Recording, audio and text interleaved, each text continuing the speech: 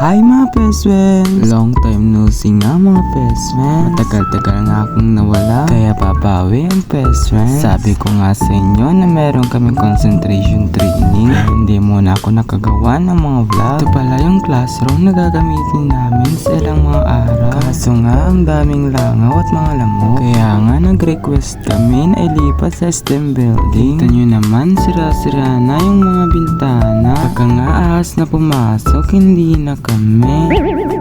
May magic wand nga sa mesa. Nakakaya pa to ng magic.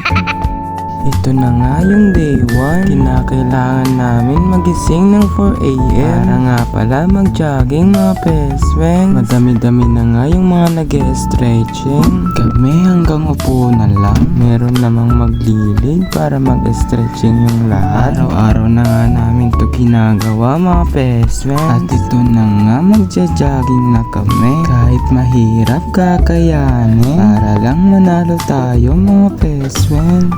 Pagkatapos nga laging masakit yung mga katawan namin. Pero kailangan pa rin mag-practice after ng jogging. Libre na nga kami sa pagkain. Practice na lang talaga yung sa amin. Kaso nga 1 week lang yung binigay sa amin. Kaya nga sabi namin bahala na to. Paggabi naman mga peswen, sinaayos namin yung mga sirang gamit.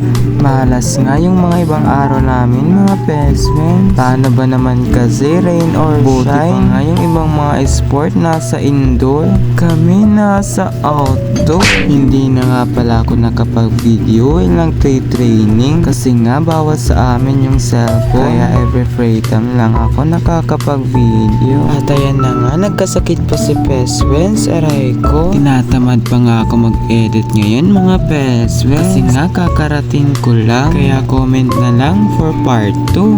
Bye bye!